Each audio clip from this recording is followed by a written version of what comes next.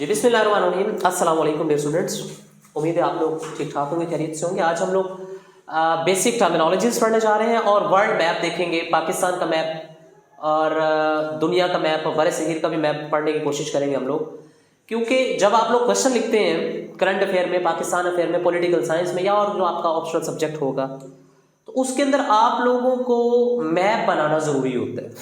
ज़रूरी मतलब इस सेंस में कि जैसे आप लोग को मेडिकल के एग्ज़ाम देते हैं या फिर जब आप एफएससी में थे बायोलॉजी के एग्ज़ाम आप लोग भी देते थे, तो आप लोग बायोलॉजी की जैसे क्वेश्चन लॉन्ग क्वेश्चन के अंदर डायग्राम बनाना मस्ट समझते थे।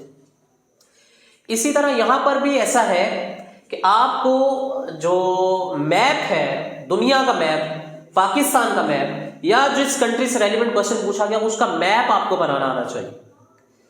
तो अब जाहिर है एग्जैक्ट मैप तो नहीं बन सकता ना, बिल्कुल फुल एंड फाइनल मैप तो हम लोग किसी कंट्री का वो जितना को टाइम वहां मौजूद होता है, रिक्वायर्ड होता है, उस टाइम के अंदर हम एग्जैक्ट मैप तो ड्रॉ नहीं कर सकते। लेकिन ये है कि हम लोग तकरीबन उसी तरह का मैप मिलता जुलता या उससे तक जहां से एग्जामिनर अंदाजा लगा सके कि वो मैप जो है वो कैसे बनाया जा सकता है, उसको हम लोग देखते हैं। तो सबसे पहले हम लोग ड्रॉ करते हैं वर्ल्ड मैप, दुनिया का मैप, वर्ल्ड मैप। मैं लाइव इसको ड्रॉ कर रहा हूं इस वजह से कि आप लोग भी जरा देखें कि किस तरह से इसको हम लोगों ने ड्रॉ करना है। ठीक है जी। आपको पता है दुनिया के अंदर 7 बरे-आज़म है, 7 कॉन्टिनेंट्स बरे-आज़म है।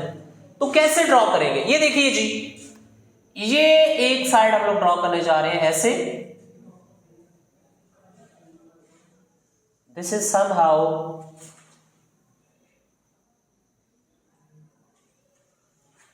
डॉक्टर साहब देखिए जरा गौर से, नॉर्थ अमेरिका, साउथ अमेरिका, ठीक है, तकरीबन ऐसा है। तकरीबन मैं इसलिए बता रहा हूँ कि एग्जैक्ट तो जाहिर ऐसा नहीं हो सकता। यहाँ ये यहाँ पे करके है अलास्का,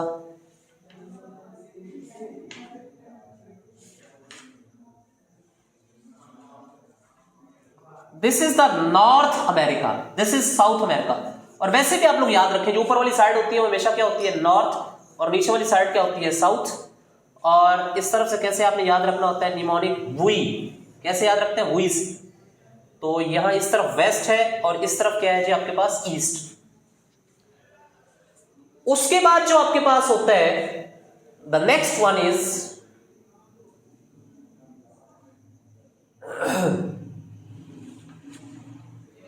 नेक्स्ट वन इज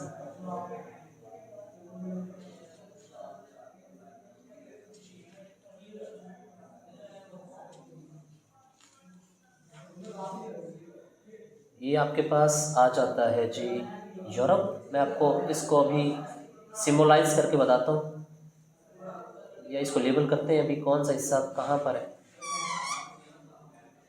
ये आपके पास नेक्स्ट देन अफ्रीका,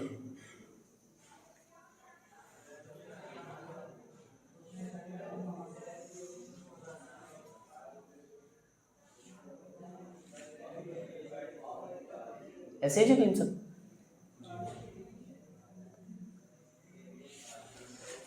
ठीक है जी। और यहाँ पर है मडगास्कर, और यहाँ पर ही आपके पास हो जाता है इस तरफ एक सेपरेट सा हिस्सा, एक बरे-आज़म जिसको कहते हैं कुशानी। ठीक है, थोड़ा सा इसको मजीद मॉडिफाई कर लेते हैं। इस तरह से तकरीबन आप दुनिया का मैप ड्रॉ करते हैं।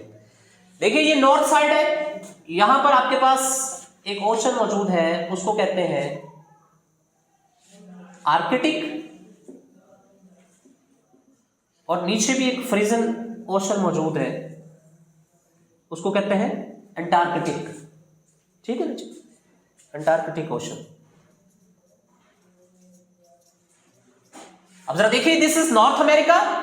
नॉर्थ अमेरिका का ये जो ऊपर वाला रीजन है इसको आप लोग कहते हैं Canada. This is the Canada. फिर ये आपके पास है यूएसए, जिसको आप कहते हैं यूनाइटेड स्टेट्स ऑफ अमेरिका। हम अक्सर अमेरिका अमेरिका कह रहे होते हैं, अमेरिका इस पूरे रीजन का नाम है। जिस अमेरिका की हम लोग बात कर रहे होते हैं वो ये है, this is USA, United states. और फिर ये आपके पास है मैक्सिको, और आपको पता है आजकल इनके दरमियान में जो है वो काफी कन्फ्लिक्चुअल कंडीशन मौजूद है। और नीचे ये साउथ अमेरिका सारा, चिली और ये ब्राजील और सारे ये कंट्रीज यहाँ पर आ जाते हैं, ठीक है ना जी। उसके बाद this is what you called Europe. ये आपके पास क्या है? Europe. It is a Europe, ठीक है जी।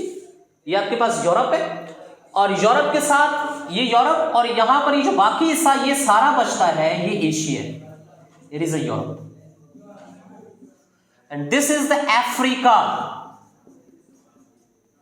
ठीक है ना जी। This is Africa and here is the Oceania. इसको ऑस्ट्रेलिया भी कहते हैं, इसको जो असल नाम है वो ओशनिया कहते हैं।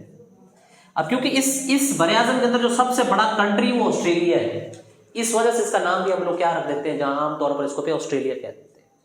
अब ये तो हो गए बड़े आजम, ये नॉर्थ अमेरिका, ये साउथ अमेरिका, 1 2 ये 3 ये 4 ये 5 ये 6, ठीक है, और 7वां ये रीजन। तो ये आपके पास 7 कंटिनेंट्स है। इसी तरह आपके पास ओशन भी है। वर्ल्ड ओशन और सी में डिफरेंस ये होता है, ओशन बहुत बड़ा रीजन, जब बहुत बड़ा आप लोग रिप्रेजेंट कर होते लार्ज वास्ट। जी जी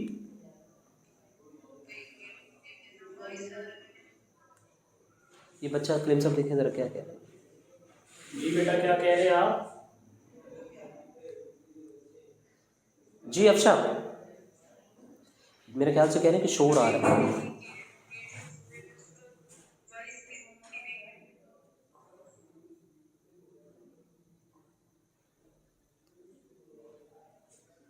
वॉइस का इशू आ रहा है, क्या हुआ?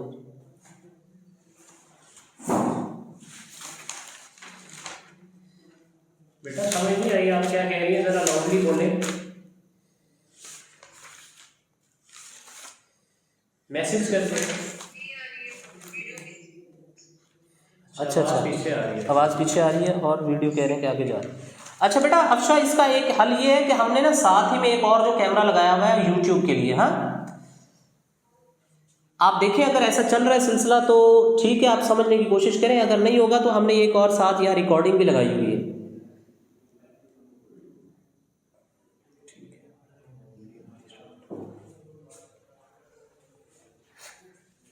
ठीक है जी।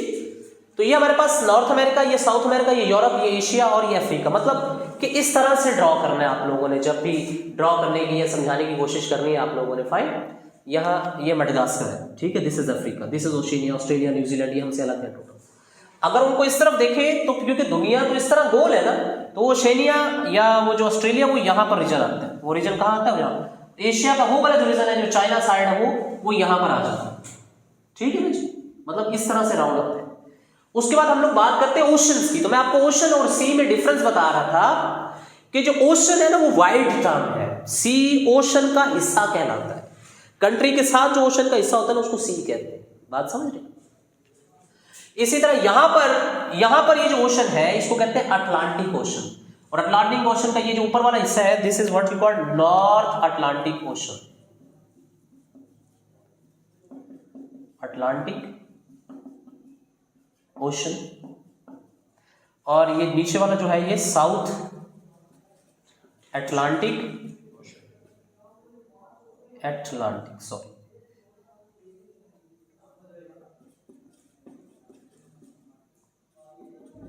ओशन, ठीक है। और इस तरफ पैसिफिक है, मतलब इस तरफ भी आ जाता है, वो उस तरफ भी आ जाता है, ठीक है ना जी। मतलब ये पैसिफिक ओशन। तो obvious सी बात है, ऊपर वाला नॉर्थ पैसिफिक और नीचे वाला साउथ पैसिफिक ओशन है।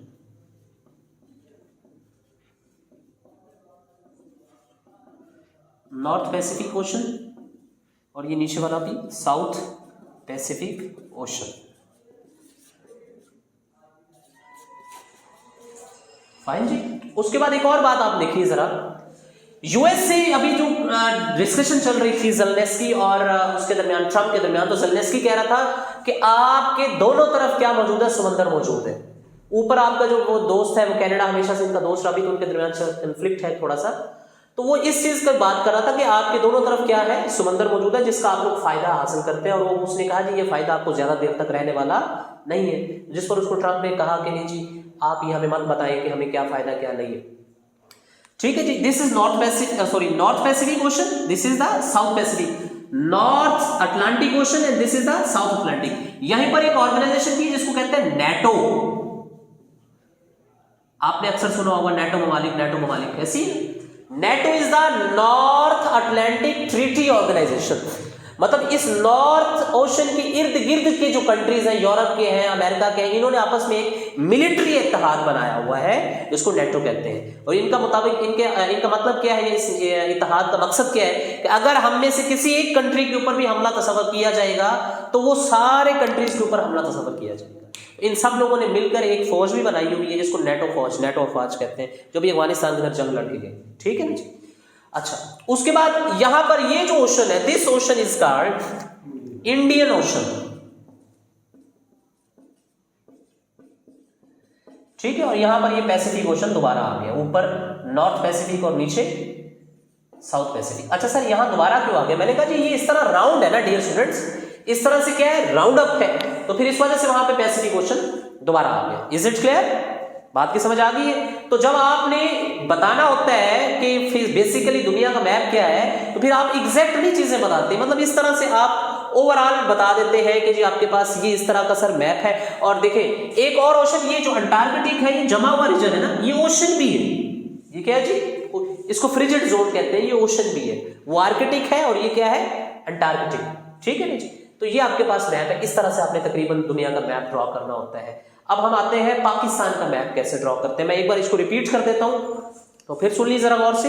एक बार मैंने आपको लाइव बना के दिखाया, आप जरा देखिए। ये हमारे पास, आपने इस तरह से रीजन बनाना है। ये हमारे पास अमेरिका है, अमेरिका, ये नॉर्थ अमेरिका और ये साउथ अमेरिका। ये अमेरिका के स्टेट जिसको आप अलास्का कहते हैं, जो उसने रशिया से खरीदी थी।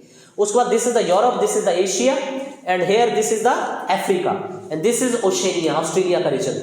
पाकिस्तान यहाँ मौजूद है, यहाँ चाइना है, ऐसे ही ये ऊपर क्या है हमारे सारा, ये रशिया है। यहाँ पर रशिया यूरोप और एशिया दोनों के अंदर आता है। तो ये हमारे पास वर्ल्ड मैप है। And this is the North Atlantic ocean, this is the South Atlantic, this is the Indian ocean, this is the Pacific ocean, यही वाला पैसिफिक। ठीक है, नॉर्थ पैसिफिक और साउथ पैसिफिक। तो ये जो इंडियन ओशन है, ये किससे मिलता है जाके, पैसिफिक ओशन से मिलता है। और यहां से दरमियान से वो कुछ कैनाल्स के थ्रू गुजर के, वो आपको बताऊंगा बाद में जब डिटेल पढ़ेंगे, तो वो इस अटलांटिक ओशन से भी मिलता है। ठीक है ना जी, याद रखना आप लोगों ने। अब हम बनाने जा रहे हैं पाकिस्तान का मैप। Is it clear? यहां तो कोई सवाल है किसी का? Let's discuss the map of Pakistan. आप लोग इसकी फोटो बनाना चाहते हैं तो फोटो बना लें, इसकी स्क्रीनशॉट लेना चाहते हैं। अब मैं आपको बनाना सिखाऊंगा कि आप लोग आपस जी। Any question? पिक्चर इसकी आपको ग्रुप के अंदर शेयर कर दी जाएगी। फोटो इसकी क्लिप्स अगर एक बन सकती है तो बन गई जी, आपको ग्रुप में शेयर कर देंगे पिक्चर।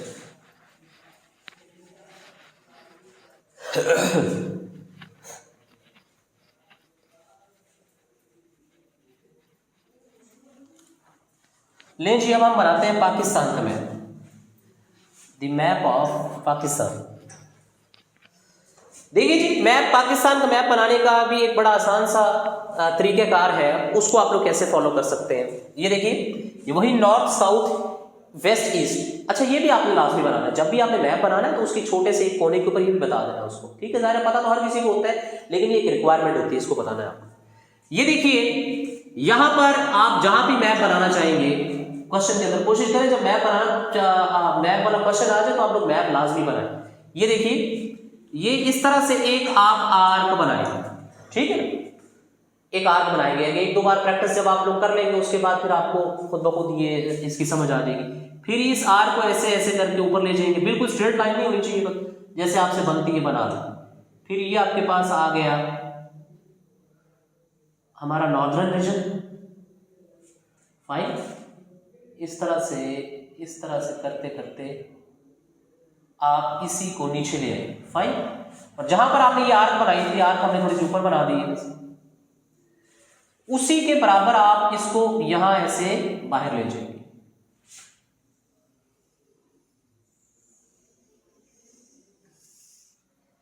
ठीक है, थोड़ा सा यहां से इसको मजीद मॉडिफाई करते हैं।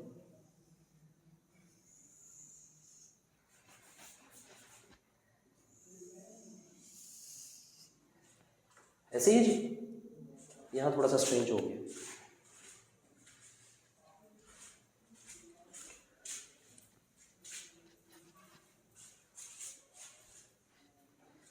ये देखिए जी, यहाँ से इसी आर्क के बराबर से आपने लाना है इसको ऐसे, ठीक है जी। फिर ऐसे एक आर्क बनाएंगे आप, फिर इस तरफ, फाइन।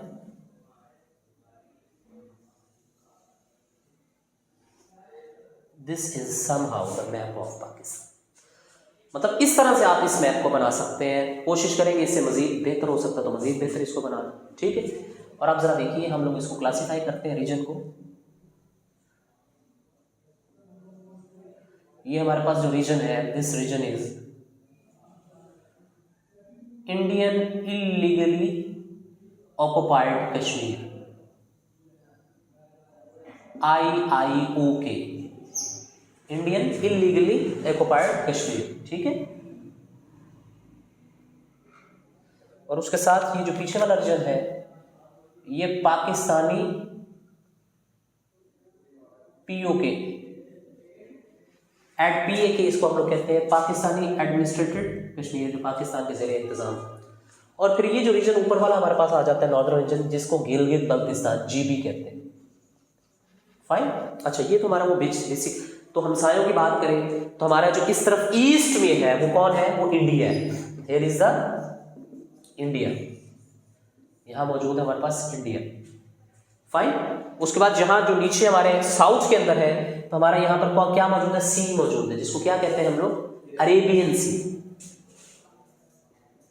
ठीक है, जो इंडियन ओशन का हिस्सा है। इसलिए मैं आपको बता रहा था ओशन और सी के अंदर डिफरेंस, कि ओशन और सी में ज्यादा डिफरेंस नहीं होता। सी जो है वो ओशन के हिस्से को ही कहते हैं। तो ये जो अरेबियन सी है ये असल में इंडियन ओशन का हिस्सा है, ठीक है, अभी जो थोड़ी देर पहले हम लोगों ने ड्रॉ किया था। उसके बाद अगर इस तरफ की बात करें, यहाँ पर ये जो हमारे पास रीजन है, वेस्ट रीजन, यहाँ पर हमारे पास मौजूद है अफगानिस्तान, ठीक है जी, दिस इज द अफगानिस्तान। उसके बाद फिर यहाँ एक कॉरिडोर है, उसको कहते हैं वाखान कॉरिडोर।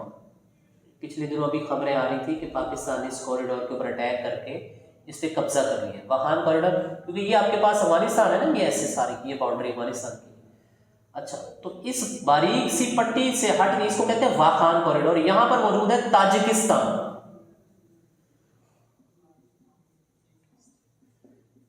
तो सिर्फ इस बारीक पट्टी को क्रॉस करके पाकिस्तान इस ताजिकिस्तान से क्रॉस मैच कर सकता है, अपने ट्रेड और एग्रीमेंट सारे कर सकता है, ट्रांसपोर्टेशन कर सकता है। इसको कहते हैं Wakhan corridor, this is what we call Wakhan corridor, this is Afghanistan. उसके बाद ये जो रीजन है ना, ये वाला यहां पर मौजूद है, हमें यहां टच करता है ईरान, हियर इज ईरान, यहां मौजूद है ईरान। और जो हमारे ऊपर मौजूद है ये region, this is the China, हमारा जो दोस्त मुल्क China, understand, this is the Afghanistan. तो जब आप लोगों ने डिवाइड करना होगा, पाकिस्तान को बनाना होगा, तो आप लोग तकरीबन ऐसे इसको बना सकते हैं, इस तरह से कुछ आप लोग इसको ड्रॉ कर सकते हैं। और फिर अगर हम अंदर की बात करें तो फिर अंदर हमारे पास ये इस तरह से इसको डिवाइड करते हैं। ये आपके पास तकरीबन GB, फिर ये इतना एक हिस्सा आपके पास है जी KPK, फिर ये जो मेजर चंक आ गया आपके पास यहाँ पर, ये पंजाब, ठीक है,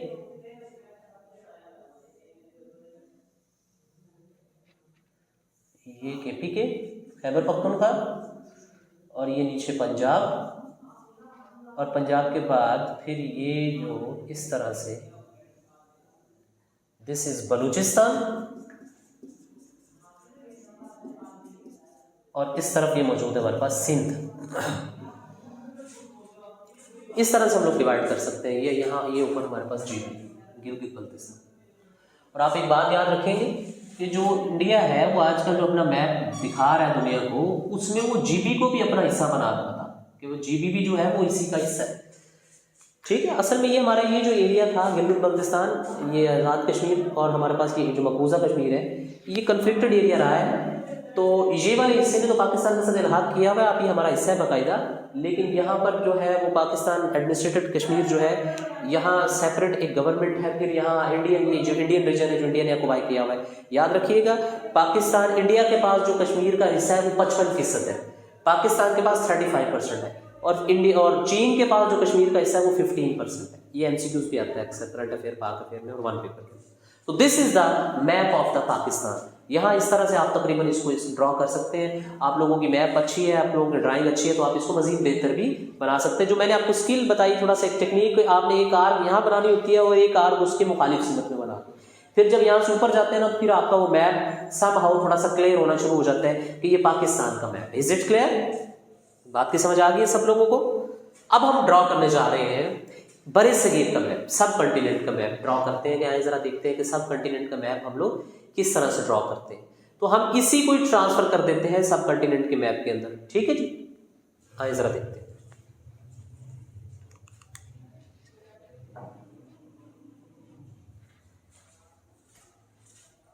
इसको मिटा दूं। आप लोग अगर इसकी तस्वीर बनाना चाहते हैं स्क्रीनशॉट, तो आप ले सकते हैं।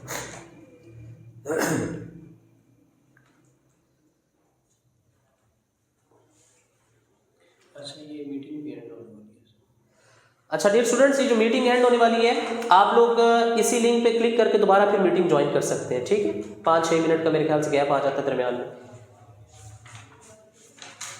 अब ये लास्ट मैप हम लोग बना रहे हैं, बड़े सगीर का मैप सब कंटिनेंट का। ठीक है जी, और उसके बाद फिर आप लोग क्या करेंगे, हम लोग फिर टर्मिनोलॉजीज के ऊपर आएंगे, बेसिक टर्मिनोलॉजीज को। आप इसका स्क्रीनशॉट ले लें।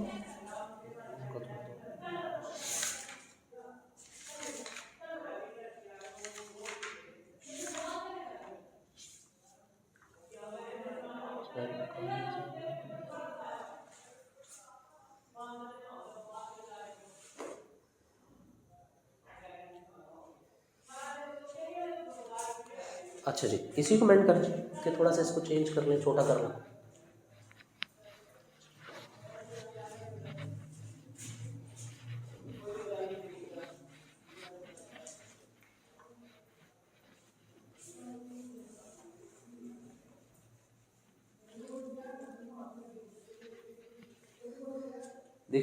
देखिए जी, ये हमारे पास पाकिस्तान छोटा आप करने जा रहे हैं। एक बार दोबारा रिपीट कर रहा हूँ इस तरह से। देखिए, एक ये आर राइट, फिर ये इंडियन एडमिनिस्ट्रेटिव कश्मीर, फिर ये जीबी। ठीक है, ये आपके पास पाकिस्तान आ गया जी। फाइन। उसके बाद जरा देखिए आप लोगों ने क्या करना है, यही जो कोना है ये वाला, इसको नीचे की तरफ ले जाना आप लोगों ने। ठीक है, इसी को नीचे की तरफ खींच जाना है, थोड़ा सा इस तरफ करके वी टाइप बना देना है। ठीक है, फिर यहां से आप इसको खींचते खींचते ऐसे ऊपर की तरफ ले जाएंगे। ये हम लोग इंडिया ड्रॉ कर रहे हैं, बिल्कुल साथ हमारी इस तरफ इंडिया। ठीक है जी, जब आप इस तरह ऊपर करते जाएंगे, ऊपर लेते जाएंगे, तो यहां हमारा एक और हिस्सा था जो पाकिस्तान का, जो पाकिस्तान से अलग हो गया। This is what you call Bangladesh. ये छोटी सी टेरिटरी, छोटी तो नहीं है, this is the Bangladesh. And here is the India. ठीक है, और यहां ऊपर से कैसे आएगा सर, आप इसको ऊपर से कैसे मैच करेंगे, ये देखिए जरा। ये ऊपर से हम लोग इसको ऐसे मैच करेंगे। ये इंडियन ऑक्युपाइड रीजन। ठीक है, ऊपर थोड़ा चीन है, और यहाँ पर आ जाता है नेपाल। यहाँ पर एक और कंट्री आ जाता है, उसको क्या कहते हैं आप लोग, नेपाल। ठीक है, फिर ये इंडिया की बाउंड्री आई जा रही है जी, और आते आते फिर ये ऊपर एक भूटान भी है। और याद रखिएगा, यहाँ इंडिया का चिकन नेक है, इसको क्या कहते हैं, चिकन नेक। इस तरफ बांग्लादेश है, इस तरफ यहाँ पे करके भूटान है। ठीक है, this is what you call Bhutan. ये आपके पास नेपाल, फिर ये इंडिया के चिकन नेक, क्योंकि इंडिया का एक रीजन वो इस तरफ भी मौजूद है ना।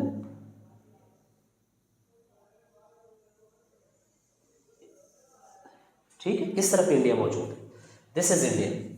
यहां पर आपके पास भूटान है, ऊपर चीन मौजूद है, this is Nepal, this is Bhutan, फिर ऊपर ये क्या मौजूद है, चाइना। अब देखिए, सिर्फ इतना सा एक रीजन है, सिरिकरी कॉरिडोर इसको कहते हैं, चिकन नेक इंडिया की, कि अगर यहां से काट दिया जाए इंडिया, तो इंडिया का ये वाला हिस्सा जो है वो इस हिस्से से क्या हो जाएगा, सेपरेट हो जाएगी, इसलिए इसको कहते हैं कि मुर्गी की गर्दन है, इधर से दबा सकते हैं इंडिया को। ऊपर चीन आ गया, ये तिब्बत रीजन है ना, तिब्बत भी अब किसके कब्जे के अंदर है, चीन के कब्जे के अंदर ही, इसलिए इसको कहते हैं चिकन नेक ऑफ इंडिया। यहाँ बांग्लादेश है, ये इंडिया का बाकी हिस्सा है, एक हिस्सा इंडिया का ये, और ये नीचे कौन सा ओशन है आपको भी मैंने बताया, इंडियन ओशन। और हमारे पास इंडियन ओशन का जो रीजन है वो क्या है, Arabian sea. Is it clear? तो इस तरह से जब आपको बांग्लादेश का मैप बड़े सगीर का मैप बनाना पड़ेगा तो आप ऐसे बना सकते हैं, ठीक है। ऊपर हमारे ये देखिए, ये क्या है,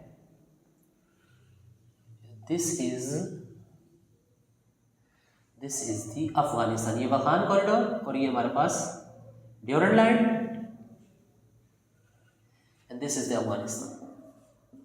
मतलब कि बिल्कुल एग्जैक्ट तो आप जाहिर नहीं बना सकते हैं, तकरीबन ऐसे बना सकते हैं, ठीक है। तो टेक्निक क्या है, पाकिस्तान का मैप बनाए, फिर यहाँ से उसको नीचे ले जाए, वी आर्क बनाए, क्योंकि ऊपर लेके जाएंगे तो ये बांग्लादेश, फिर ऐसे कट करके आप इंडिया का बाकी हिस्सा। Is it clear? फाइन। और यहाँ ऊपर जो है वो क्या मौजूद है आपके पास, चाइना मौजूद है। तो अक्सर जो हमें रीजन या क्वेश्चन जो हमारे आते हैं करंट अफेयर और पाक अफेयर के अंदर, और बाकी पॉलिटिकल साइंस या जो आपका बाकी ऑप्शनल सब्जेक्ट्स हैं, वो यहाँ इंडिया का मैप यहाँ बनाना पड़ता है, या पाकिस्तान का बनाना पड़ता है, या अफगानिस्तान का, या ये नीचे ईरान का।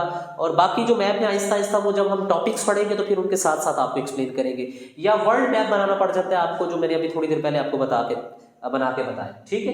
तो यहाँ तक कोई सवाल है किसी का तो मुझे बताएं, अदरवाइज जो है हम लोग आगे अब शुरू करते हैं बेसिक टर्मिनोलॉजीज। तो जो बुनियादी टर्मिनोलॉजीज जिनके बारे में हमें पता होनी चाहिए शुरू में, क्योंकि ये टर्मिनोलॉजीज बार बार रिपीट होती हैं, तो फिर स्टूडेंट्स हमारे जहन के अंदर फिर बहुत से ऐसे क्वेश्चन, हम भी ज़ाहिर स्टूडेंट्स हैं, तो बहुत से सवाल पैदा हो जाते हैं कि सर ये टर्मिनोलॉजी से क्या मुराद है, इसका क्या मतलब है। तो इसलिए फिर उन टर्मिनोलॉजीज को हम शुरू के अंदर देखते हैं, तो इनका मतलब समझने की कोशिश करते हैं। Is it clear?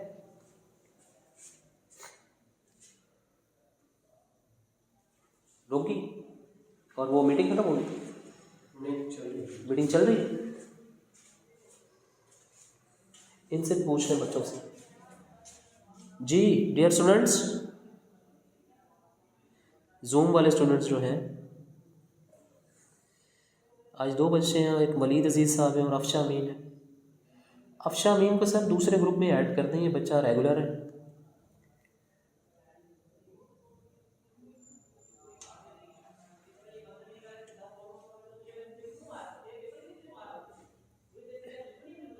Ji dear students, बताइए आप लोगों को क्लियर है? अगर क्लियर नहीं हुआ तो मसला मसाइल है तो मुझे बताएं, मैं अभी दोबारा रिपीट करवा देता हूँ।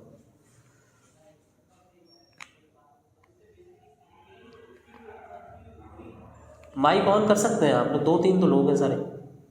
क्लियर है, वीडियो हमारी लंबी हो गई है 27 मिनट वीडियो, तो फिर एक इधर ही रख देते हैं इसको, मुश्किल हो जाता है एडिटिंग। ये आज का लेक्चर इधर एंड कर लेते हैं।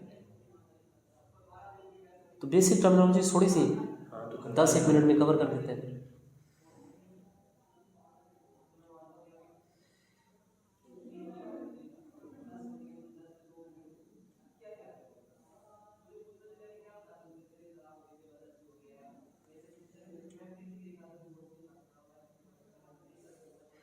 ले जी, ये नई मीटिंग स्टार्ट की है, वही चल रही है, ठीक है जी। अब हम आने जा रहे हैं बेसिक टर्मिनोलॉजीज के ऊपर।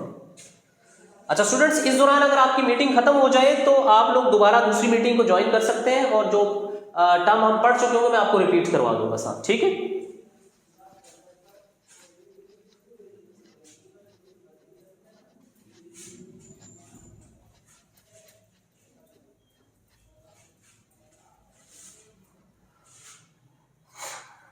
Now we are moving towards the basic terminology. सबसे पहले बेसिक टर्मिनोलॉजी इस्तेमाल होती है वो क्या है, वो है आपके पास स्टेट, रियासत जिसको आप लोग कहते हैं। अब जब भी स्टेट का वर्ड इस्तेमाल होगा तो आप लोगों ने इससे मुराद क्या लेना है? स्टेट से मुराद, स्टेट की 4 रिक्वायरमेंट्स है, 4 चीजें हैं। सबसे पहले स्टेट की क्या होती है आपके पास, एक उसकी सर पॉपुलेशन होती है, स्टेट की क्या होती है, परमानेंट कह रहा हूं सॉरी, पॉपुलेशन होती है। दूसरा उसकी परमानेंट टेरिटरी होती है, खास उसकी क्या होती है, रकबा होता है। पाकिस्तान का जैसे भी मैंने बताया आपको, वे खास रकबा है, फिर उसके अंदर पॉपुलेशन है, फिर उसके अंदर एक गवर्नमेंट होती है जो उसको क्या कर रही होती है, चला रही होती है, रूल कर रही होती है। और चौथी चीज जो स्टेट के लिए रिक्वायर्ड है, दैट इज सॉवरेनिटी, जिसको खुद मुख्तारी कहते हैं, वो आजाद होती है अपने फैसलों के अंदर, sovereignty, govern by the sovereign. तो ये 4 रिक्वायरमेंट्स होती हैं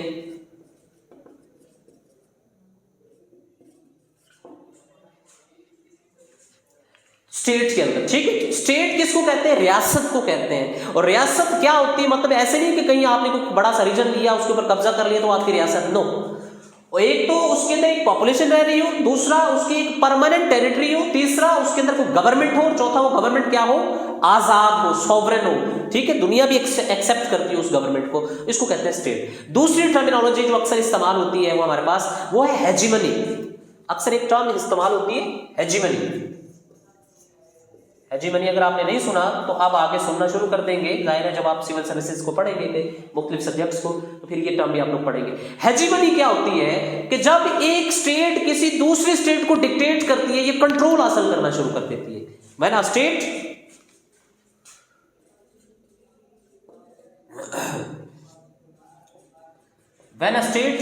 wants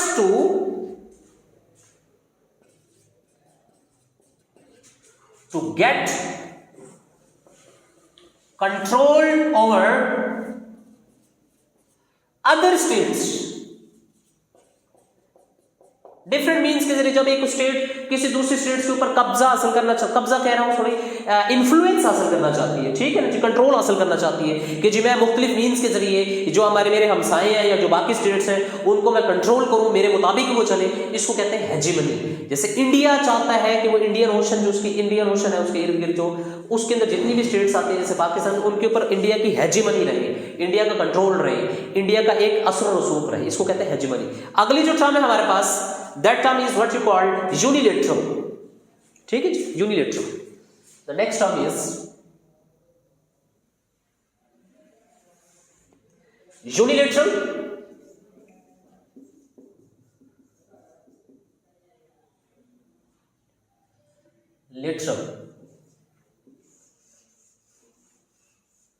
यूनिलेटरल से मुराद होता है यक तरफा।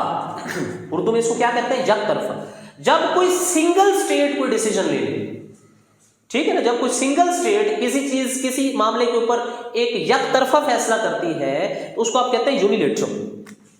When a single state, single independent state take a certain decision on a certain issue, जब आप single state take a certain position or a decision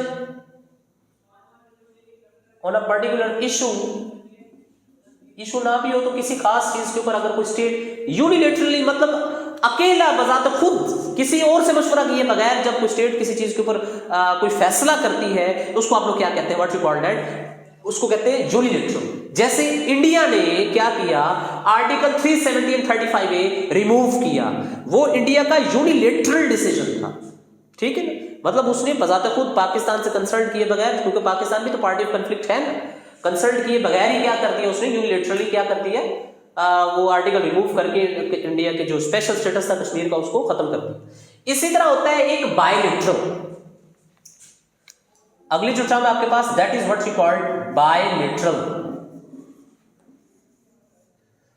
अब बाय से क्या मुराद होता है? बाय से आपको पता है मुराद दो होते हैं, ठीक है।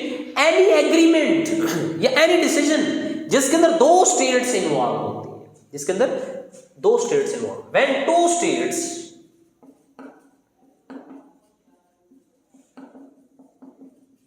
Are involved in any certain decision in any issue, या कोई भी एग्रीमेंट है जिसके अंदर दो स्टेट्स जो दो रियासतों के माबैन है, जैसे शिमला एग्रीमेंट है वो इंडिया और पाकिस्तान के दरमियान में मौजूद, जैसे आपके पास सी पैक है, ठीक है, ये पाकिस्तान और चाइना के दरमियान। वैसे तो वन बेल्ट वन रोड जो BRE है, बेल्ट एंड रोड इनिशिएटिव, वो तो बहुत सी कंट्रीज के दरमियान, लेकिन सी पैक तो चीन और पाकिस्तान के दरमियान में मौजूद है। दो कंट्रीज के दरमियान एक बायलेटरल एग्रीमेंट है जिसमें दो कंट्रीज इन्वॉल्व। इसी तरह एक एग्रीमेंट होता है उसको आप कहते हैं मल्टीलेटरल। मल्टीलेटरल का वर्ड अक्सर फिर आपको सुनने को मिलता है, अखबारों में भी आप लोग पढ़ेंगे जब आर्टिकल्स और इस तरह की न्यूज आप लोग पढ़ेंगे, तो मल्टीलेटरल से मुराद होता है जब मल्टीपल स्टेट्स इन्वॉल्व हो जाती है। मल्टीपल स्टेट्स इन्वॉल्व होकर कोई एग्रीमेंट्स, कोई टर्म, कोई कंडीशन, कोई इदारा कोई इस तरह की चीज बनाती है, तो that is what you call multilateral. या मल्टीपल कंट्रीज को कोई इशू अफेक्ट कर रहा है वो मल्टीलेटरल कहलाता है, ठीक है ना। तो ये वैसे सिंपल टर्म्स है, ये आपको ऑलरेडी भी पता होंगी। व्हेन मल्टीपल कंट्रीज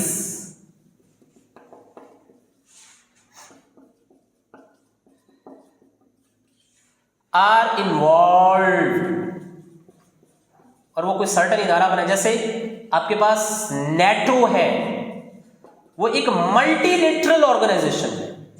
जैसे आपके पास यूएन है, एक मल्टीलेटरल ऑर्गेनाइजेशन है। अंडरस्टैंड? ठीक है ना? जब बहुत ज्यादा नेशंस जो है वो इन्वॉल्व हो जाती हैं, this is what you called multilateral. उसको क्या कहते हैं आप लोग? मल्टीलेटरल। अच्छा, उसके बाद हमारे पास है एक और term, the next term is conflict. अगली टर्म हमारे पास क्या है? कन्फ्लिक्ट। कॉन्फ्लिक्ट। कन्फ्लिक्ट कहते हैं नेगेटिव कंपटीशन बिटवीन स्टेट्स। ठीक है ना? राइवलरी बिटवीन स्टेट्स या negative competition between states. Negative competition तो पॉजिटिव भी होता है, ठीक है ना, लेकिन नेगेटिव कंपटीशन जिसमें स्टेट्स एक दूसरे को नुकसान पहुंचाना चाहे भी, यार ये आगे ना निकले किसी तरह से। एग्जांपल देता हूं, एग्जांपल समझिए। नेगेटिव कंपटीशन और द राइवलरी अमंग स्टेट्स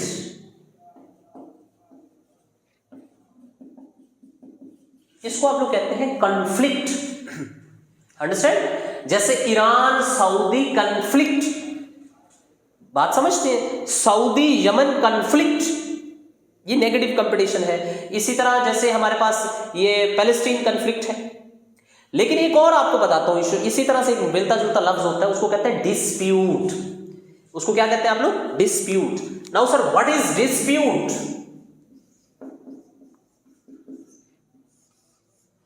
अब डिस्प्यूट भी कॉन्फ्लिक्ट की एक टाइप है, लेकिन डिस्प्यूट जो होता है वो ओनरशिप, किसी चीज की मलकियत पे जो झगड़ा होता है ना, उसको आप लोग क्या कहते हैं? डिस्प्यूट।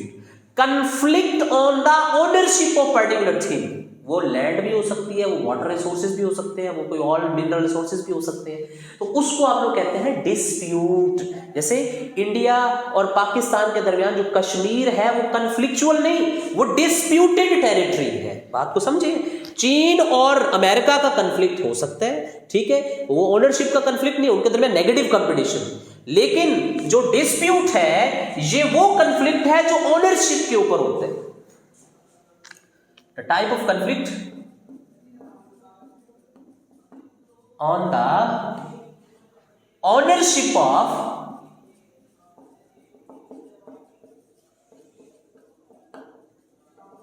certain type of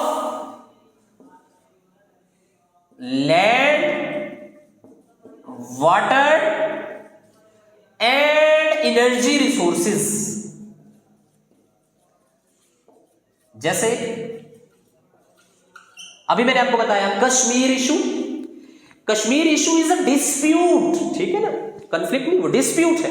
अभी रशिया यूक्रेन का जो इशू चल रहा है वो भी एक डिस्प्यूट है, टेरिटरी के ऊपर ये लड़ रहे हैं। रशिया ने खास टेरिटरी के ऊपर कब्जा कर लिया हुआ है, ठीक है ना, उसकी सी पोर्ट के ऊपर कब्जा कर लिया हुआ है। इसी तरह हमारे पास वाटर का जो अक्सर वाटर पैसेज के ऊपर लोगों के दरमियान, मुल्कों के दरमियान झगड़ा है, वो भी डिस्प्यूट कहलाता है। That is what you call dispute. अब नेक्स्ट एक टर्म है हमारे पास, अगली टर्म कौन सी है जी?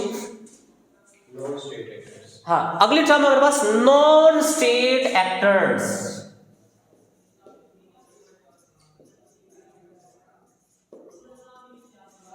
The next term is non state actors. ये नॉन गवर्नमेंटल या नॉन ऑफिशियल ऑर्गेनाइजेशंस होती हैं, मतलब ये कोई governmental, these are the organisations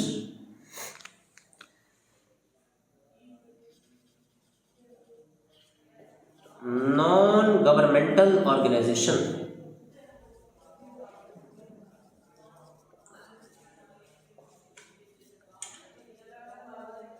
इनकी मिसालों से आप लोगों को चीजें समझती जाएंगी, जिनका एक खास मकसद होता है। बात समझ रहे हैं? जो खास मकसद के तहत एक दूसरे से जुड़ती हैं उनको कहते हैं नॉन स्टेट एक्टर्स। जैसे कोई मल्टीनेशनल कंपनी है, वो क्या है? वो खुद स्टेट नहीं है, लेकिन वो एक नॉन स्टेट एक्टर है, ठीक है। एमएनसीज इनको आम अल्फाज में कहते हैं, मल्टीनेशनल कंपनीज। मल्टीनेशनल कंपनीज, और ये अपना जो है वो अपने पॉलिसीज के थ्रू किसी भी मुल्क की इकोनॉमिक पॉलिसीज के ऊपर असरअंदाज होने की कोशिश करते हैं। जैसे टेररिस्ट ऑर्गेनाइजेशंस हैं, वो भी क्या है, नॉन स्टेट एक्टर्स हैं, मतलब वो स्टेट नहीं है। बात समझ रहे हैं? वो तो इसके अंदर सिर्फ ये नहीं आती है, मल्टीनेशनल कंपनीज नहीं आती, और बड़ी ऑर्गेनाइजेशंस भी आ जाती हैं। तो वो जैसे आपके पास नॉन स्टेट एक्टर्स में सार्क भी एक ऑर्गेनाइजेशन है, OIC भी है, आपके पास UN भी है, वो क्या है, नॉन स्टेट एक्टर्स है, ठीक है ना, स्टेट नहीं है वो खुद, ठीक है। स्टेट्स ने बेशक मिलकर बनाई है, लेकिन वो स्टेट खुद नहीं है, ठीक है, लेकिन वो डिसीजंस के ऊपर इन्फ्लुएंस करने की कोशिश करते हैं। तो ये एक वाइड टर्म है, इसके अंदर मुख्तलिफ टर्म्स आ सकती हैं। नॉन स्टेट मिलिटेंट एक्टर भी आ सकते हैं, प्रेशर ग्रुप्स भी होते हैं मुख्तलिफ तरह के। इसलिए ये आपने याद रखना है कि जो नॉन स्टेट एक्टर्स हैं वो मुख्तलिफ नॉन गवर्नमेंटल ऑर्गेनाइजेशंस होती हैं लोगों के दरमियान में या मुख्तलिफ कंट्रीज के दरमियान में, जिनका एक सर्टेन मकसद होता है। नेटो जैसे हो गई, UN हो गया, OIC होगी, सार्क वगैरह वगैरह। अब जो नेक्स्ट टर्म हम लोग देखते हैं, जो बेसिक टर्म है हमारे पास, जो हमें पढ़ना जरूरी है हमारे लिए, that is what we called,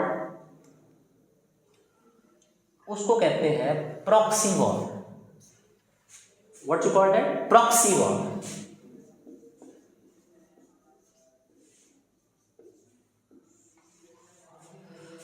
proxy war is a war, indirect war between two countries, two rivals, ठीक है, दो दुश्मनों के दरमियान इनडायरेक्ट वॉर, जिसमें वो एक दूसरे से डायरेक्ट नहीं लड़ रहे हैं, वो इन नॉन स्टेट एक्टर्स को इस्तेमाल करके एक दूसरे को नुकसान पहुंचाने की कोशिश कर रहे हैं। मिसाल से समझ लें, अभी टर्म जाहिर है डेफिनेशन में तो इतने ज्यादा क्लैरिटी नहीं आती, लेकिन जब मिसाल बताता हूं फिर आपको समझ आ जाएगी जी। इसकी पहले डेफिनेशन देखते हैं। डेफिनेशन क्या है, मैं जनरल बता रहा हूं कि है क्या। Proxy war is a war between two rival countries,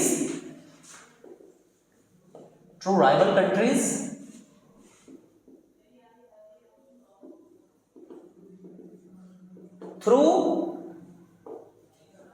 direct नहीं, through indirect non state militant actors, through non state militant actor,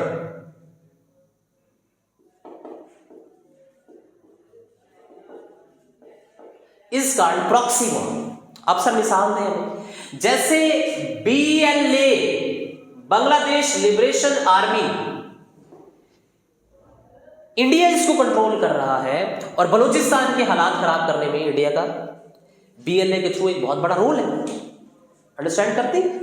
जैसे होती बागी, ठीक है ना, हौसी बागी जिसको आप लोग कहते हैं यमन के अंदर, ईरान की प्रॉक्सी है वो। ईरान उसको इस्तेमाल करते हुए क्या करता है जी, सऊदी अरब को इनबैलेंस करने की कोशिश करता है या तंग करने की कोशिश करता है। अंडरस्टैंड? मतलब आप देखिए, सऊदी और ईरान की राइवलरी तो है, तो सऊदी अरब ईरान दोनों एक दूसरे से डायरेक्ट नहीं लड़ रहे हैं, बात को समझिए जरा, डायरेक्ट नहीं लड़ रहे हैं, इनडायरेक्ट लड़ रहे हैं। कैसे? अपने नॉन स्टेट एक्टर्स के थ्रू। पाकिस्तान इंडिया से डायरेक्ट नहीं लड़ रहा, या इंडिया पाकिस्तान से डायरेक्ट नहीं लड़ रहा, तो इंडिया पाकिस्तान से कैसे लड़ रहे हैं? BLA के जरिए। कुलभूषण यादव आप लोगों ने अक्सर सुना होगा। पाकिस्तान के भी मुख्तलिफ जो है ना वो मिलिट्री नॉन स्टेट एक्टर्स हैं, ऐसे मिलिटेंट एक्टर्स हैं जिनके जरिए पाकिस्तान इंडिया को जो है वो काउंटर करने की कोशिश करता है, ठीक है, कश्मीर के अंदर। तो ये याद रखिएगा, इसको कहते हैं प्रॉक्सी वार। फिर एक और वार होती है, उसको कहते हैं कोल्ड वार। उसको क्या कहते हैं? Cold war. Another term is cold war. बात समझिए जरा गौर से, ये इंपॉर्टेंट टर्म है। अब कोल्ड वार क्या होता है? कोल्ड वार भी दो मुल्कों के दरमियान में राइवलरी है, लेकिन यहां पर भी दो मुल्क डायरेक्ट एक दूसरे के सामने नहीं आते हैं, डायरेक्ट एक दूसरे से असले से नहीं लड़ते हैं, मतलब तोप बंदूक और ये जहाजों से नहीं लड़ते हैं, लेकिन वो इकोनॉमिकली एक दूसरे को नुकसान पहुंचाने की कोशिश करते हैं। इंफॉर्मेशन वारफेयर होती है, उसमें प्रॉक्सी वार होती है, उसमें हाइब्रिड वार होती है, मतलब बात समझिए, एक दूसरे की आइडियोलॉजीज को काउंटर किया जाता है। तो जब आप ये सारी चीजें जब इंक्लूड हो जाती है, सिर्फ डायरेक्ट नहीं लड़ते हैं वो आपस में, बाकी हर लिहाज पर एक दूसरे को वो क्या करते हैं? Intense rivalry between two countries.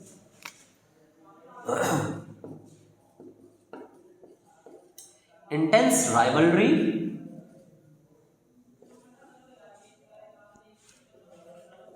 Between two countries,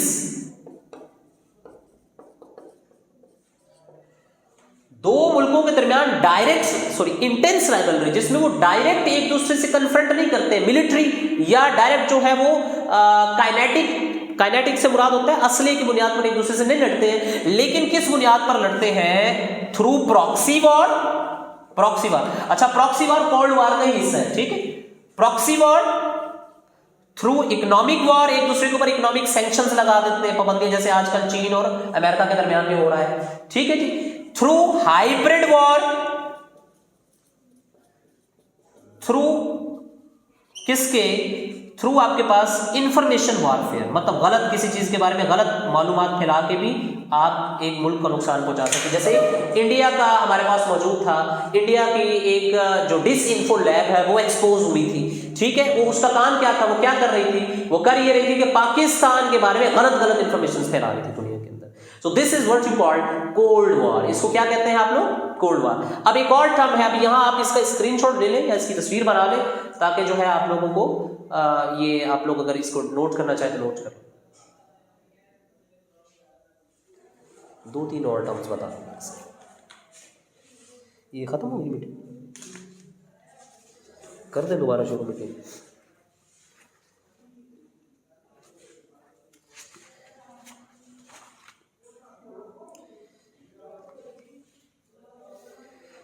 करो क्लिप सब, मीटिंग शुरू करो। इनू नहीं, इनू बस वो ज्वाइन नहीं की थी ना, किसी ने ज्वाइन किया?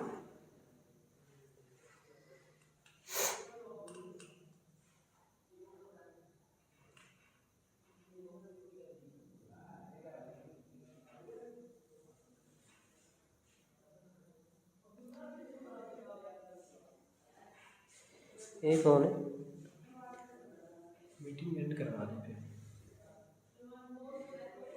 नहीं है, कौन मैसेज है ना? आप मैं स्टडी नहीं कर सकता।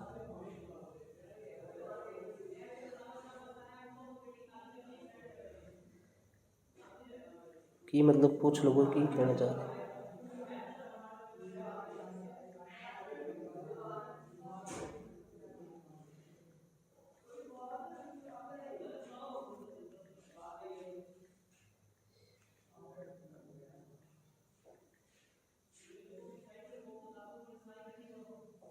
बंद कर दूं?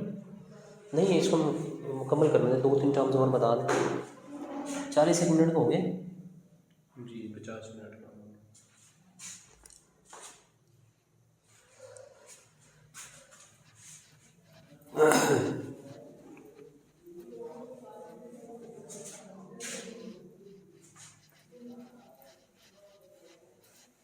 चलाओ जी, इन सब चलाओ, ऑन करें। चलिए, अच्छा जी, अगली जो टर्म है आपके पास वो एक होती है जियो स्ट्रेटेजिक। ये बड़ी इंपॉर्टेंट टर्म है, जियो स्ट्रेटेजिक। अब जियो स्ट्रेटेजिक से मुराद क्या होता है कि आप अपनी लोकेशन को मिलिट्री एडवांटेज हासिल करने के लिए कैसे इस्तेमाल कर सकते हैं। कि जब अपनी लोकेशन को आप अपने मुल्क की टेरिटरी लोकेशन जो है उसको मिलिट्री पर्पसेस के लिए इस्तेमाल करते हैं, इसको कहते हैं जियो स्ट्रेटेजिक। फिर इसी तरह एक टर्म है जियो इकोनॉमिक। जियो इकोनॉमिक कि ये आप जाहिर है थोड़ा सा फिर इसको कमेंट कर दें कि जब आप अपनी लोकेशन को इकोनॉमिक पर्पसेस के लिए इस्तेमाल करते हैं, माशी मकासद हासिल करने के लिए, माशी एडवांटेजेस हासिल करने के लिए, इकोनॉमिक एडवांटेजेस हासिल करने के लिए जब आप इस्तेमाल करते हैं तो इसको आप लोग कहते हैं जियो इकोनॉमिक। जैसे पाकिस्तान की जो पहली स्ट्रेटेजी थी वो जियो स्ट्रेटेजिक पॉलिसी थी। हम अपनी लोकेशन को इस्तेमाल करते थे अपने फायदे हासिल करने के लिए, मिलिट्री एडवांटेज हासिल करने के लिए। अफगानिस्तान, इंडिया वगैरह वगैरह, जैसे पाकिस्तान ने अमेरिका को सपोर्ट किया अपनी लोकेशन की वजह से अफगानिस्तान में। इसी तरह अब हमारी जो स्ट्रेटेजी है, हमने फॉरेन पॉलिसी को शिफ्ट किया, अब हमारी स्ट्रेटेजी जियो स्ट्रेटेजिक से जियो इकोनॉमिक है। हम कनेक्टिविटी चाह रहे हैं सी पैक की फॉर्म में, नॉर्थ साउथ कॉरिडोर की फॉर्म के अंदर, इसलिए जियो इकोनॉमिक। फिर एक और टर्म होती है, उसको कहते हैं स्ट्रेटेजिक डेप्थ। स्ट्रेटेजिक डेप्थ, ये बड़ी इंपॉर्टेंट टर्म है।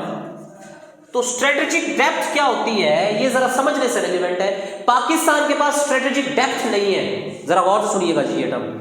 अब स्ट्रेटेजिक डेप्थ किसे कहते हैं, ये देखिए, ये भी पाकिस्तान का मैप बना रहा हूं मैं दोबारा, ये SAR, ठीक है जी, फिर ये इसी तरह ऊपर गई,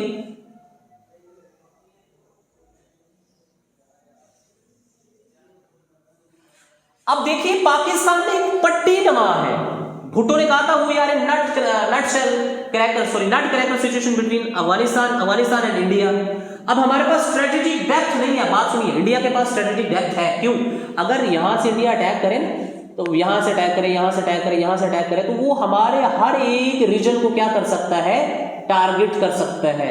हमारे एयर हर एक रीजन को, बलूचिस्तान में समहाउ जाने में थोड़ी सी स्ट्रेटेजिक डेप्थ हासिल होती है, अदरवाइज हमारे पास स्ट्रेटेजिक डेप्थ नहीं है। मतलब इंडिया कहीं से भी अटैक करके हमारे हर एक रीजन को क्या कर सकता है?